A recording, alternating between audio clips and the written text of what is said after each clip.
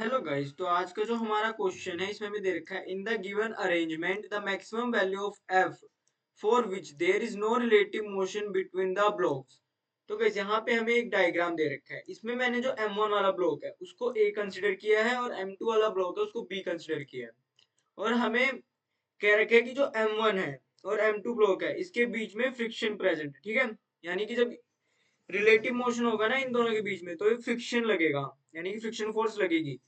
और जो M2 block है और ग्राउंड है इसमें ना फ्रिक्शनल फोर्स नहीं लगेगी, क्योंकि आप देख सकते हैं यहाँ हमें जो म्यू है वो दे रखा है 0 और हमें ऑप्शन में 4 ऑप्शन दे रखे हैं। ठीक है, इनमें से हमें सही ऑप्शन फाइंड आउट करना है कि कौन सा है। तो गाइस सबसे पहला हमारा जो टारगेट होगा वो होगा कि हम जो फ्रिक्शन है उसकी मैक्सिमम वैल्यू फाइंड आउट करें, यानी कि यहाँ पे हम लिमिटिंग फ्रिक्शन की वैल्यू फाइंड आउट करेंगे। क्योंकि हमें पता है कि जो हमारा M2 ब्लॉक है इसको जो एक्सीलरेशन है वो कौन प्रोवाइड करेगा, वो फ्रिक्शनल फोर्स ही तो प्रोवाइड करेगी ना गाइस, ये पॉजिटिव एक्स डायरेक्शन में। तो सबसे पहले हम फ्रिक्शनल फोर्स की वैल्यू फाइंड आउट करेंगे। तो हमें पता है कि जो फ्रिक्शनल फोर्स का फॉर्मूला होता है वो होता है F is equal to mu into N. यहाँ पे एन हमारा नॉर्मल है, तो हम अब हमारा टारगेट है कि हम नॉर्मल को फाइंड आउट करें। तो उसके लिए हम क्या करेंगे गाइस, हमें पता है कि जो हमारा नॉर्मल होगा वो किसके इक्वल होगा, M1 इंटू जी के इक्वल। ठीक है गाइस, ये हो जाएगा हमारा नॉर्मल। तो यहाँ से हमारे जो फ्रिक्शनल फोर्स है उसकी वैल्यू आ जाएगी, वो आएगी म्यू M1 इंटू जी।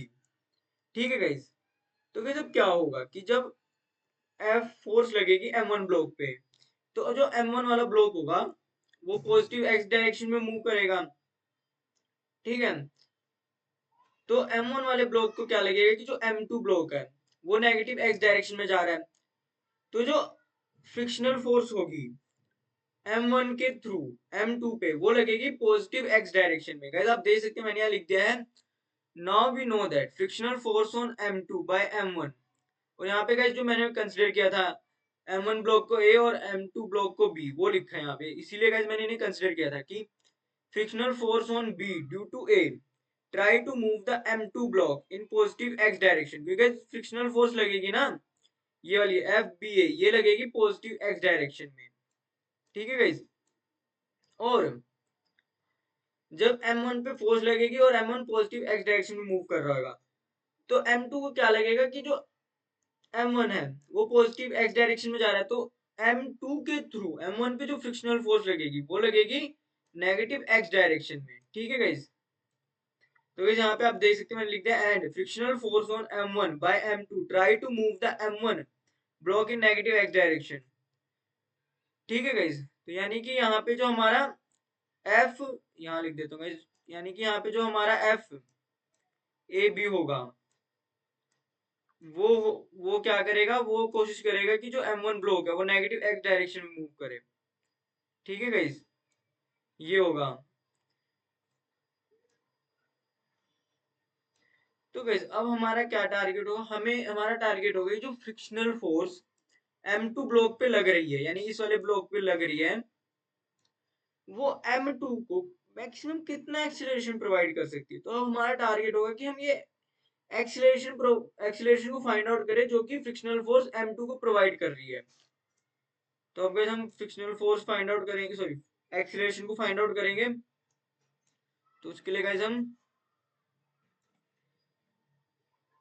यहाँ से गाइस ये टोटल मास नहीं होगा यहाँ पे। ठीक है, तो गाइस हमें पता है कि जो फ्रिक्शनल फोर्स ऑन बी है ड्यू टू एम वही तो M2 ब्लॉक का एक्सीलरेशन प्रोवाइड करेगी, इसलिए मैंने यहाँ लिख दिया है F B is equal to M2 A। यहाँ पे M2 हमारा बी ब्लॉक का मास है, ए है हमारा एक्सीलरेशन जो कि फ्रिक्शनल फोर्स मैक्सिमम प्रोवाइड कर सकती है सेकेंड ब्लॉक को।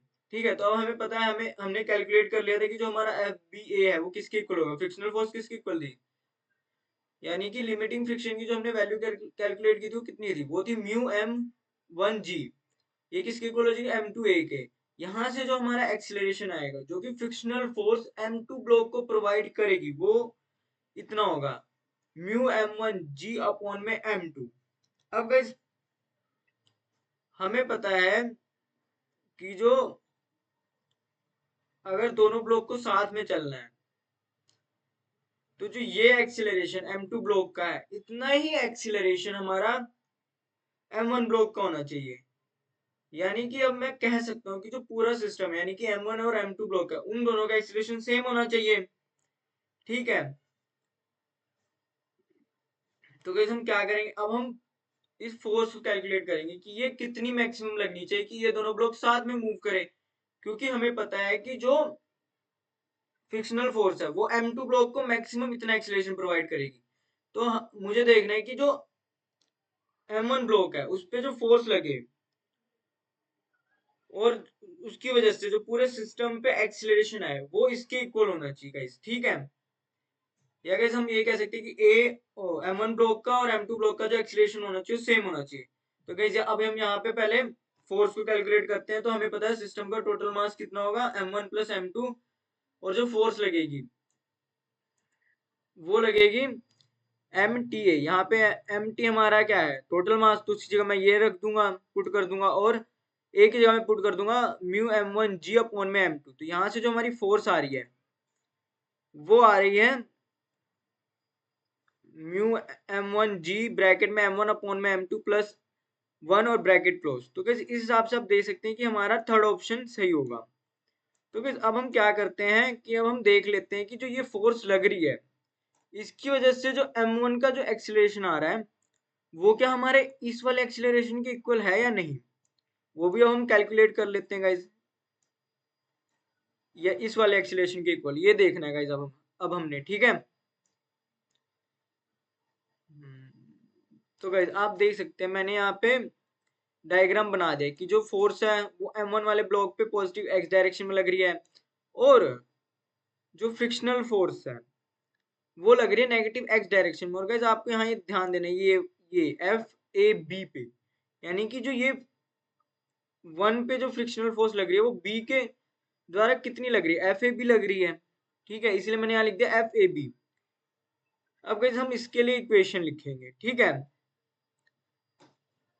M1 ब्लॉक के लिए इक्वेशन लिख देते हैं, जो कि गाइस होगी ये वाली equation F minus FAB is equal to M1A। क्योंकि हमें पता है कि जो F होगा, कैपिटल F होगा वो ज्यादा होगा, तभी मैंने यहाँ F पहले लिखा है फिर बाद में मैंने लिखा है FAB। ये किसके इक्वल होगा, M1A के इक्वल। ठीक है, तो गाइस अब हमने F तो कैलकुलेट कर रखा था जो कि हमारा आंसर आया था। ठीक है, इसको मैं लिख दूंगा F की जगह, जो आप देख सकते हैं मैंने लिख दिया, और FAB। ये गाइस हमें पता है कि जो फ्रिक्शनल फोर्स है FBA किसके इक्वल हो जाएगी, FAB के इक्वल होगी।